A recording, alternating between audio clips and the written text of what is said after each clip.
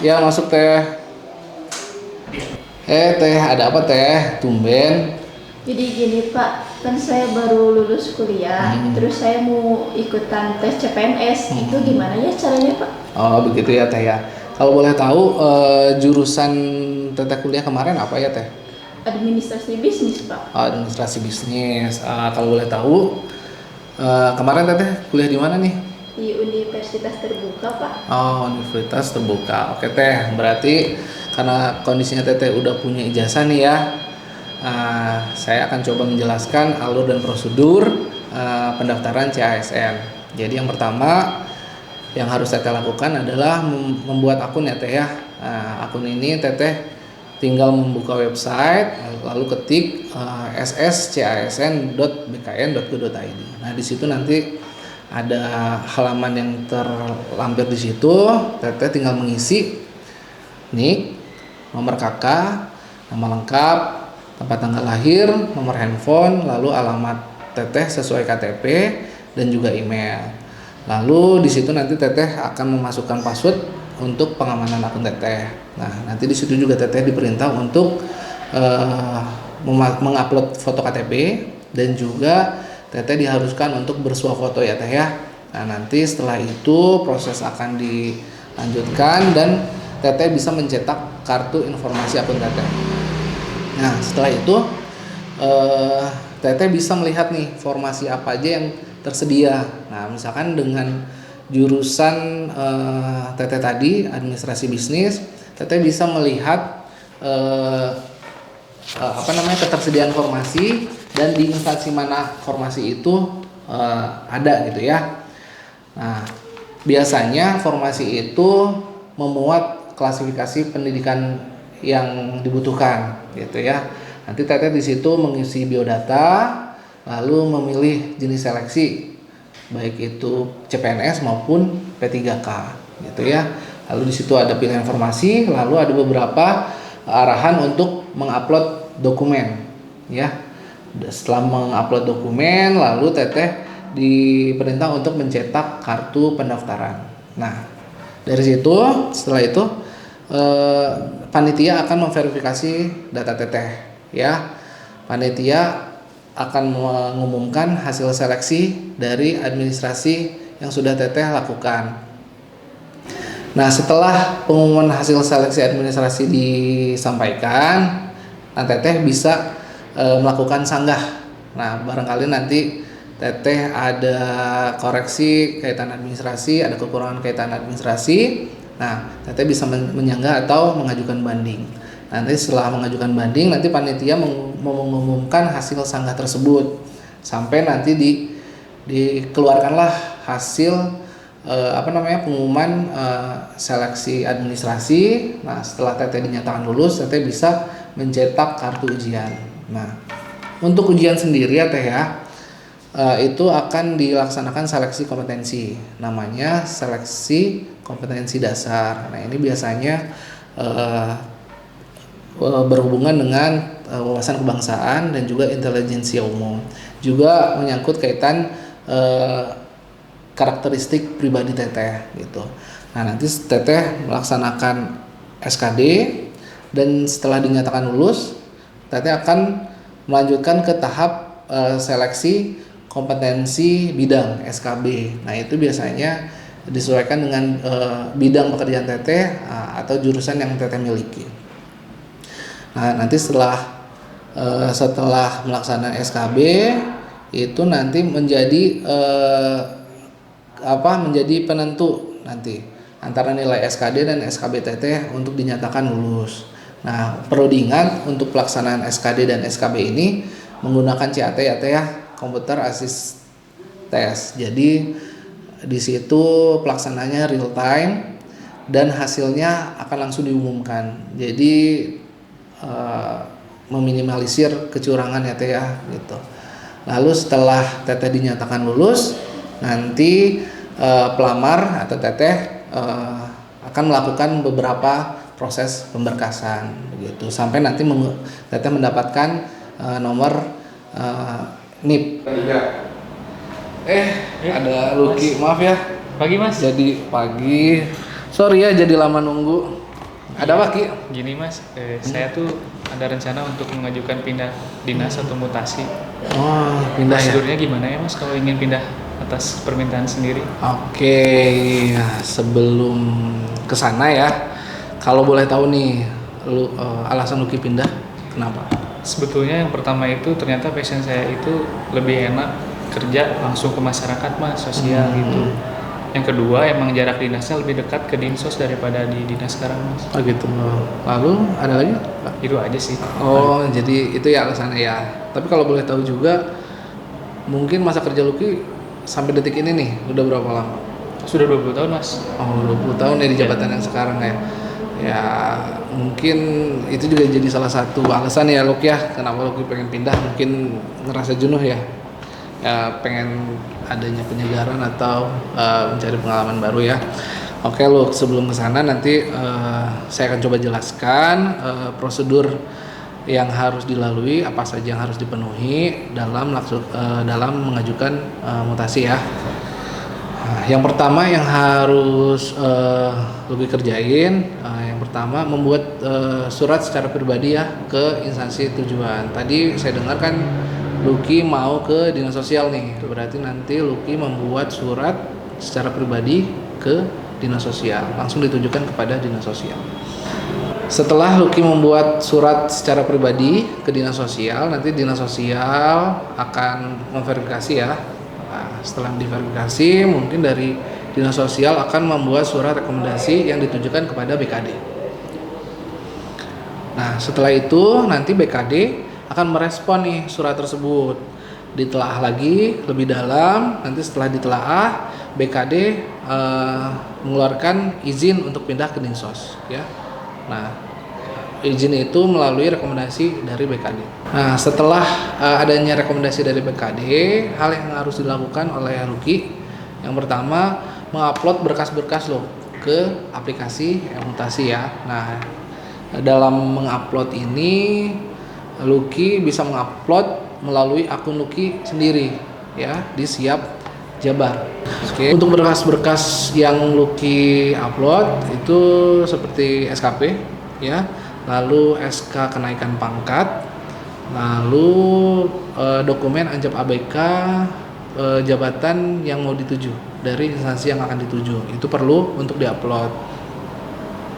Nah, selain itu juga adanya surat bebas temuan dari inspektorat, lalu surat keterangan bebas hukuman disiplin, dan juga surat keterangan tidak sedang melaksanakan tugas belajar.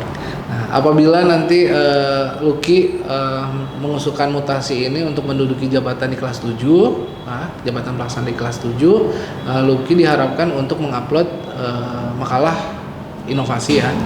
Setelah semua berkas diupload ke dalam mutasi, nanti BKD akan memverifikasi dan akan dilakukan wawancara antara Lucky dengan instansi yang akan dituju. Nah, hasil setelah wawancara ini nanti akan keluar ya Luk. Nanti akan dihasilkan pertimbangan-pertimbangan. Nanti apabila ada pertimbangan yang memberatkan proses perpindahan ini, maka mutasi otomatis akan ditunda lalu. Tapi kalaupun nanti tidak ada pertimbangan-pertimbangan yang memberatkan untuk proses pelaksanaan mutasinya Lucky, insya Allah proses mutasi akan dilaksanakan ya, akan dilanjutkan sampai keluarnya SK dari BKD. Jadi mulai sekarang mungkin Lucky udah bisa mempersiapkan semua berkas yang dibutuhkan ya. Nanti jalankan proses untuk diupload ke mutasi. Nanti barangkali ada kendala atau apa bisa menghubungi kami ya. Siap. Kepegawaian, mudah-mudahan nanti semuanya lancar, dimudahkan. Siap Mas, terima kasih atas informasinya. Nanti saya coba langsung isi di mutasi. Selamat sore Pak. Sore. Saya mau mengajukan cuti 5 hari dari tanggal 10 sampai 14 Desember.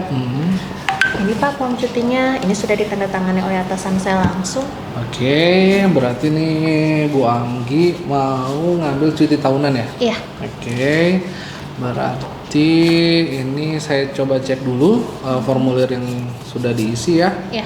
Untuk namanya sudah jelas, jabatan sudah, unit kerja nih dan masa kerjanya cukup untuk cuti tahunan. Oke, alasannya kepentingan keluarga ya? Iya, kepentingan Oke. keluarga. Kalau di sini di catatan di formulir sisa tahun kemarin 7 ya. Nah, dan untuk tahun ini memang belum diambil sama sekali. Ya. Lalu untuk alamat selama menjalankan cuti ada di Bandung Barat ya. Ya. Oke, pokoknya sudah.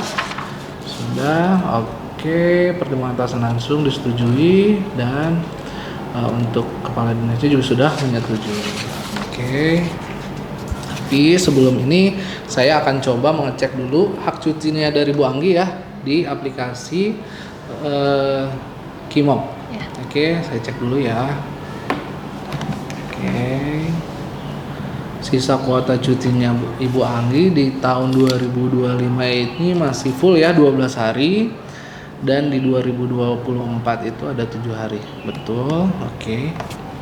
Ya, karena memang cutinya Ibu Anggi di tahun ini masih full 12, berarti untuk cuti 5 hari bulan nanti September ya, ini bisa di ACC ya Ibu.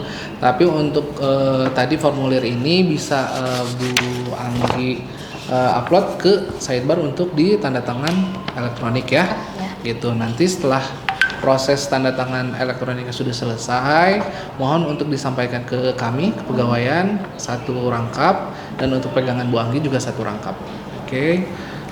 Setelah suratnya selesai di TTE, nanti pastikan bahwa untuk pekerjaan, semua pekerjaan yang Bu Anggi miliki sudah didelegasikan kepada rekannya. Mudah-mudahan syukur-syukur selama Bu Anggi melaksanakan cuti tidak ada pekerjaan yang tertunda ya. Oh baik Pak, terima kasih banyak ya untuk informasinya. Oke, sama-sama ya Bu Anggi. Semoga pelaksanaan cutinya berjalan dengan lancar ya. Kembali ke kantor juga dengan selamat dan sehat ya. Ya, terima kasih ya Pak. Ya. Assalamualaikum.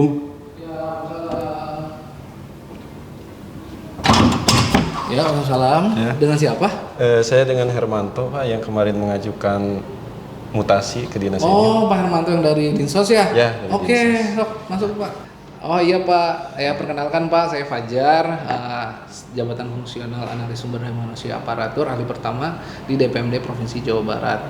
Jadi kemarin kami sudah menerima usulan permohonan mutasi Bapak. Nah, yang tidak salah Bapak dari Dinsos ya Pak ya, Dinas Sosial Provinsi Jawa Barat mengajukan usulan tersebut sudah kami terima Pak kemarin. Mutasinya gimana Pak? Jadi setelah kami koordinasikan dengan pimpinan, kita diskusikan dan kita telaah lebih dalam lagi. Ada beberapa pertimbangan yang telah kita hasilkan ya Pak ya, gitu. Jadi setelah pertimbangan tersebut dengan sangat menyesal untuk permohonan usulan mutasi Bapak ke dinas kami belum dapat kami setujui Pak, gitu. Nah itu kenapa ya Pak? Jadi begini ya Pak ya, untuk proses mutasi yang Bapak ajukan itu ada beberapa pertimbangan ya Pak. Yang pertama, setelah kami telusuri, kami koordinasikan dengan pimpinan di instansi asal Bapak bekerja, khususnya mungkin dari kepegawaiannya, di instansi Bapak tersebut masih kekurangan sumber daya manusia Pak, khususnya pada jabatan yang Bapak emban sekarang gitu. Jadi dikhawatirkan nanti terjadi kekosongan jabatan dan mengganggu pelayanan yang diberikan oleh instansi Bapak. Lalu pertimbangan berikutnya, kebetulan nih formasi yang di kami itu sudah penuh Pak, terisi gitu. Jadi memang untuk saat ini jabatan yang Bapak tuju yang ingin diisi oleh Bapak itu sudah terpenuhi gitu. Lalu untuk jabatan yang Bapak tuju juga memiliki kualifikasi tertentu Pak gitu. Dan setelah saya telusuri untuk riwayat kepegawaian Bapak, mungkin ada beberapa kompetensi yang perlu Bapak penuhi Pak. Berikutnya setelah kami konfirmasi ke BKD Pak, untuk jabatan yang Bapak emban sekarang itu belum 2 tahun Pak. Jadi persyaratan untuk melaksanakan mutasi itu minimal 2 tahun di jabatan sebelumnya. Begitu. Jadi untuk proses ini menjadi pertimbangan khusus dalam permohonan mutasi yang Bapak usulkan. Selain itu, setelah kami telusuri Bapak, kami mendapatkan informasi dari kepegawaian Bapak sebelumnya, masih terdapat catatan pelanggaran yang Bapak belum selesaikan, sehingga masih ada catatan kaitan hukuman disiplin. Sedangkan salah satu syarat untuk pengusulan mutasi juga adanya keterangan bebas hukuman disiplin gitu Pak. Mungkin nanti kedepannya setelah catatan pelanggaran Bapak sudah selesai, sudah bersih, mungkin akan lebih mempermudah Bapak untuk melaksanakan pengusulan mutasi begitu. Oke, sip. Nah, satu lagi Pak, satu udah ya. Satu lagi Pak, ternyata memang Bapak memiliki saudara ya di sini. Iya. Oh gitu.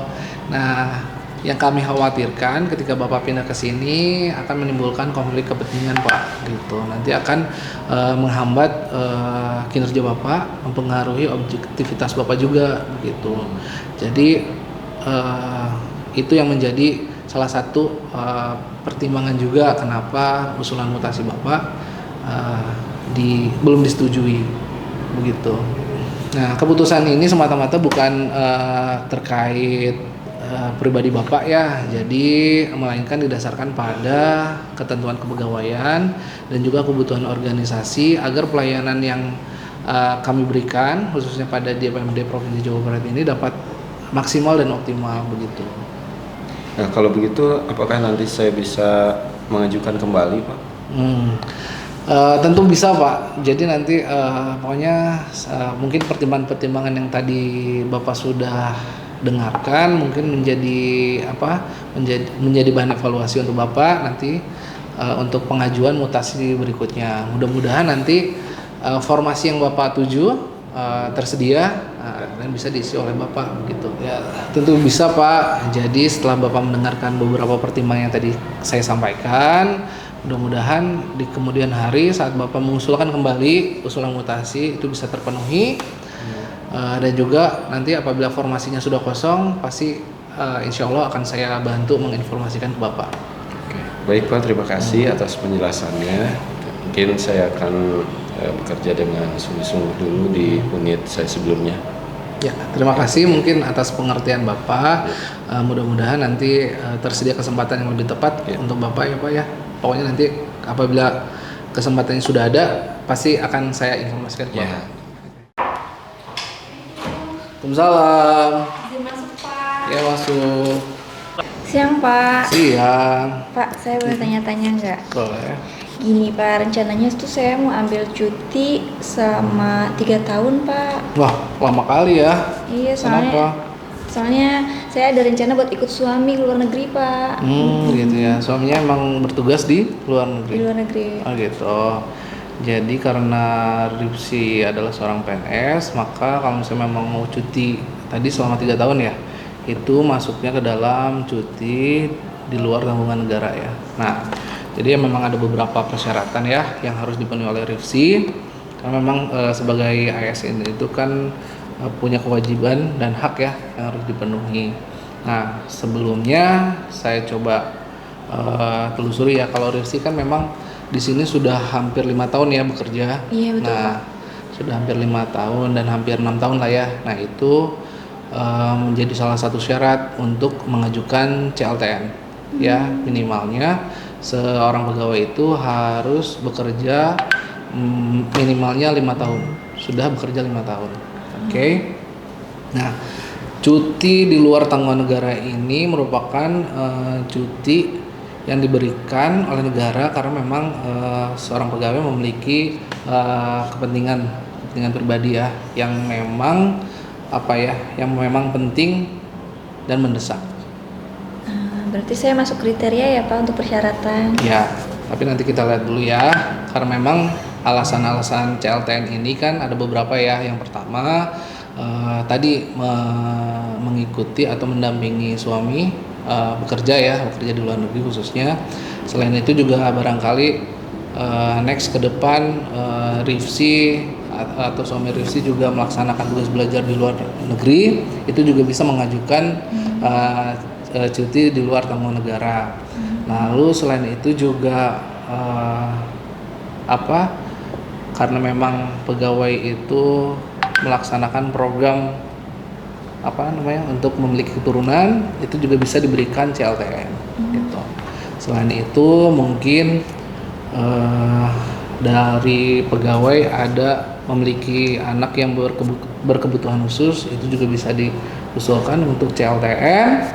Lalu apabila ada keluarga atau suami atau istri memang yang sedang uzur sakit keras, itu juga bisa mengajukan CLTN. Kan karena memang perlu perawatan khusus ya, nah itu bisa juga mengajukan CLTN. Itu untuk persyaratannya harus siapin apa aja ya Pak? Oke, untuk persyaratannya nanti Rifsi sendiri bisa mengajukan permohonan cuti melalui formulir ini ya. Ya, mungkin Rifsi isi ada biodata Rifsi sendiri, nama jabatan, unit kerja, NIP dan masa kerja ya. Lalu di sini ada jenis cuti yang diambil. Nah, berarti yang nanti ditandai adalah cuti di luar tanggungan negara. Lalu untuk alasan cutinya bisa ditulis di situ. Lalu untuk periode cutinya ya, lama cuti selama mulai kapan ya, itu.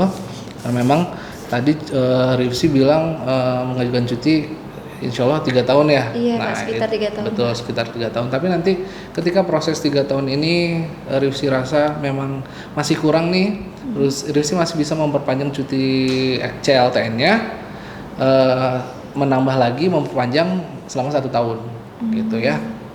Oke, nanti di sini ada catatan cuti tahunan Rifsi, nanti bisa ditulis ya. Oke, nanti alamat selama menjalankan cuti di mana, berarti kalau memang sudah pasti nih alamat di luar negerinya apa, bisa ditulis di sini. Baik Pak. Nah, nanti bisa lapor ke atasan langsung dan pejabat yang memberikan cuti ya.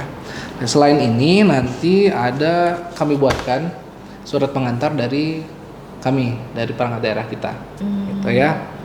Nah, nanti setelah kita buatkan pengantar surat ke BKD, nanti juga kita membuatkan surat rekomendasi untuk menerangkan bahwa memang Rifsi akan melaksanakan cuti di luar tanggungan negara ya. Nah, perlu diketahui oleh Rifsi, untuk CLTN ini masa kerja Rifsi ini tidak dihitung ya. Dan selama 3 tahun berarti selama Rifsi melaksanakan CLTN ini, Rifsi tidak akan mendapatkan menghasilkan seperti biasa. Jadi untuk penghasilan, untuk penggajian ditunda sampai CLTN-nya selesai. Oke, selain itu berkas-berkas yang harus dipenuhi oleh Rifsi diantaranya SKCPNS, lalu SKPNS, SK terakhir, lalu konversi NIP apabila ada, lalu juga fotokopi kartu pegawai. Nah, itu semua difotokopi ya dan dilegalisir. Baik Pak. Oke, lalu satu lagi untuk menyertakan SKP ya, hasil prestasi kerja minimal 2 tahun terakhir. Oke, dan itu juga harus dilegalisir. Lalu untuk memperkuat Rifsi dalam mengambil cuti di luar tanggungan negara, apabila memang ada surat tugas suami ya, surat keterangan bahwa suami Rifsi melaksanakan tugas di luar negeri, itu bagus ya untuk memperkuat permohonan cuti di luar tanggungan Rifsi. Oke. Seluruh berkas persyaratan tadi itu minimalnya 6 bulan sebelum TMT CLTN Rifsi diajukan ya. Jadi misalkan nanti Rifsi mau CLTN mengajukannya di bulan Januari, otomatis 6 bulan sebelum Januari Rifsi sudah mengajukan, sudah melengkapi persyaratannya dan kita ajukan ke BK. Nah, setelah masa cuti di luar tanggungan Rifsi selesai nih ya, maksimal 30 hari, Rifsi harus lapor ya ke kita gitu. Karena memang kalau nanti tidak melapor, takutnya akan dilanjutkan kepada proses pemberhentian statusnya Rifsi sebagai PNS. Gitu. Perlu diingat, selama 3 tahun Rifsi melaksanakan cuti di luar tanggungan negara, Rifsi tidak boleh bekerja di instansi manapun. Baik Pak. Siap Pak. Nah, mohon diingat untuk persyaratan, kelengkapan berkas dan juga hal-hal yang dilarang, takutnya nanti menyebabkan Rifsi mendapatkan hukuman disiplin ya. Baik Pak. Oke. Mungkin ada yang mau ditanyain lagi? Terima kasih Pak atas penjelasannya. Kayaknya udah cukup. Nanti saya lengkapi persyaratan dokumennya. Oke, pokoknya Dan pokoknya nanti saya tunggu semua berkasnya. siap. Nanti kita akan proses untuk pelaksanaan CLTN-nya Bu Rifsi ya. Oke, ya Pak. Terima kasih Pak Oke, atas informasinya. sama-sama. Terima kasih. Assalamualaikum. Waalaikumsalam. Bismillahirrahmanirrahim. Assalamualaikum warahmatullahi wabarakatuh. Waalaikumsalam warahmatullahi wabarakatuh. Selamat sore, salam sejahtera bagi kita semua. Mohon izin, saya Fajar Diantika, Jabatan Fungsional Analis Sumber Daya Manusia Aparatur Ahli Pertama. Jadi pada kesempatan hari ini saya akan mencoba memaparkan jenis perilaku korupsi dan risiko korupsi dalam menjalankan tugas sebagai ASN. Apa itu korupsi? Jadi korupsi memiliki pengertian bahwa perbuatan penyelewengan atau penggelapan uang negara atau perusahaan untuk keuntungan pribadi maupun golongan yang pada akhirnya menimbulkan kerugian negara yang sangat besar. Korupsi di lingkungan birokrasi. Nah, korupsi telah menyentuh di berbagai kalangan mulai dari penegak hukum, anggota legislatif, kepala daerah hingga kalangan pegawai negeri sipil atau PNS ya. Jangankan di jabatan yang telah saya sebutkan, sampai dengan level desa pun telah banyak kita temukan tindakan korupsi yang sudah terjadi ya. Nah, untuk perilaku korupsi, pejabat birokrasi pemerintahan pusat dan daerah ini tentunya berdampak terhadap proses pembangunan dan pelayanan terhadap masyarakat, di mana PNS sebagai abdi negara dan abdi masyarakat seharusnya menjadi ujung tombak dalam mewujudkan pemerintahan yang bebas dari korupsi, kolusi, dan nepotisme. Nah, penyebab seorang melakukan tindak pidana korupsi, nih yang pertama lemahnya pendidikan agama, moral dan etika. Lalu yang kedua tidak adanya sanksi yang tegas terhadap pelaku korupsi. Yang ketiga tidak adanya pengawasan yang efektif dan efisien serta tidak adanya suatu sistem pemerintahan yang transparan. Kalau kita melihat dari 4 penyebab tindak pidana korupsi ini, sebetulnya pelaksanaan pemerintahan yang baik dan yang bersih itu adalah pemerintahan yang melaksanakan prinsip-prinsip good governance ya. Biasanya prinsip-prinsip itu diantaranya yang tadi transparansi, akuntabel, efektif, efisien, terus dapat dipertanggungjawabkan, terus berkekuatan hukum dan lain sebagainya. Nah, dari faktor penyebab korupsi tersebut terdapat beberapa akibat yang ditimbulkan dari tindakan korupsi. Yakni yang pertama, akibat bagi negara, tindak pidana korupsi sangat merugikan keuangan negara atau perekonomian negara dan menghambat pembangunan nasional. Korupsi memiliki berbagai efek penghancuran yang hebat and enormous destruction effect terhadap berbagai sisi kehidupan bangsa dan negara. Lalu yang kedua, akibat bagi individu, tindak pidana korupsi yang dilakukan oleh seseorang atau individu memiliki akibat terhadap kehidupan sosial masyarakat. Selain sanksi moral, koruptor tersebut juga terkena sanksi hukum pidana. Nah, ini jenis-jenis perilaku korupsi. Nah, mungkin dari tayangan yang saya sampaikan, rekan-rekan semua pernah menemukan secara langsung jenis-jenis perilaku korupsi yang tanpa disadari, walaupun hal kecil, itu merupakan suatu bentuk tindakan korupsi. Mungkin yang pertama penyuapan, suap penyuap. Nah, ini biasa sering terjadi. Contohnya ada yang bisa menyampaikan suap penyuap? Memberikan uang untuk naik jabatan. Nah, itu salah satunya. Kalau enggak mungkin dalam penerimaan siswa baru juga terkadang ditemukan aksi suap penyuap ya. Nah, itu. Nah, penyuapan sendiri memiliki arti menerima atau memberikan sesuatu untuk mempengaruhi keputusan. Lalu gratifikasi ini, pemberian hadiah terkait jabatan yang diterima tanpa izin. Nah, ini juga sering ditemukan khususnya di lingkungan birokrasi kita. Ada yang bisa menyebutkan?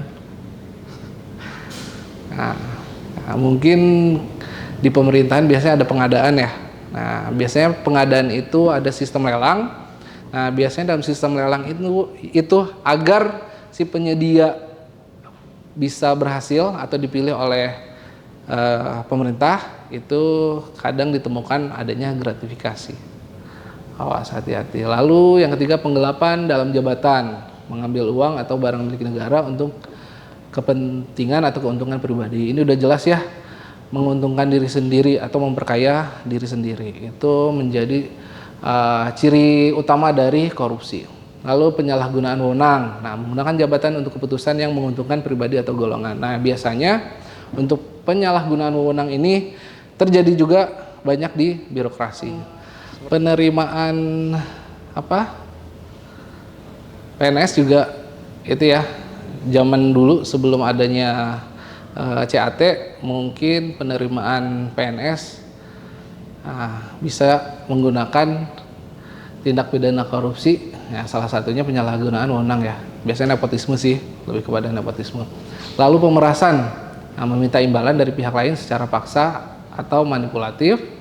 Lalu benturan kepentingan, mengambil keputusan saat memiliki kepentingan pribadi. Nah, biasanya ini benturan kepentingan ini ditandai dengan adanya ketidaksesuaian dengan aturan yang berlaku. Nah, itu salah satu ciri dari perilaku korupsi. Nah, risiko korupsi bagi ASN. Yang pertama, risiko hukum, yaitu pidana penjara, denda, dan pemecatan tidak hormat. Lalu risiko moral dan etika, hilangnya integritas dan kepercayaan publik. Lalu yang ketiga, risiko organisasi, merusak reputasi instansi dan menghambat pelayanan publik. Lalu risiko pribadi, yaitu gangguan karir, stigma sosial, dan dampak bagi. Oke, lanjut kepada contoh kasus nyata. Nah, yang pertama, ASN menerima gratifikasi dari rekanan proyek. Itu tadi kita sudah contohkan ya, dalam pengadaan lah. Lalu pegawai menyalahgunakan data untuk keuntungan pribadi. Nah, ini udah jelas ya. Lalu ketiga, kepala unit meminta uang pelicin untuk percepatan layanan. Oke. Lanjut. Nah, upaya penanggulangan korupsi. Yang pertama, melakukan pembinaan agama, moral dan etika, antara lain melakukan penyuluhan di bidang keagamaan, etika dan hukum di lingkungan instansi pemerintahan pusat dan daerah. Selain itu, perlu diperluas agenda reformasi birokrasi hingga ke tingkat daerah supaya praktik-praktik korupsi dapat ditekan. Lalu yang kedua, menegakkan sanksi yang tegas terhadap pelaku korupsi sesuai dengan peraturan perundang-undangan yang berlaku. Lalu yang ketiga, optimalisasi fungsi pengawasan atau kontrol, perlunya penguatan pada inspektorat pusat atau daerah dan pemberian jarak antara inspektorat dengan kepala daerah. Hal ini bertujuan agar inspektorat tidak mudah terintervensi oleh kepala daerah ketika ada temuan. Dan yang keempat, komitmen dari PPK pusat atau daerah dalam menciptakan birokrasi dan aparatur yang bersih dari korupsi dan kolusi serta nepotisme. Di mana saat ini di beberapa daerah masih banyak PNS yang terbukti secara sah dan meyakinkan bersalah melakukan tindak pidana korupsi tetapi tidak diberhentikan sebagai PNS, malah mendapat jabatan strategis. Oke, nah, integritas bukan sekedar pilihan tapi kewajiban bagi setiap ASN. Mari jaga amanah, jauhi korupsi, wujudkan pemerintahan yang bersih dan berintegritas. Nah, mungkin mengingatkan kita sebagai ASN, karena memang dalam pelantikan kita sebagai ASN, sebagai CPNS, sebagai PNS telah disumpah jabatan yang tujuannya ini tadi untuk menghindari kita dari tindak pidana korupsi. Oke. Terima kasih untuk perhatian dan kerjasama rekan-rekan. Mudah-mudahan kita semua bisa menjaga integritas kita sebagai ASN. Mudah-mudahan perilaku korupsi tidak terjadi di instansi di mana kita bekerja. Terima kasih. Wassalamualaikum warahmatullahi wabarakatuh.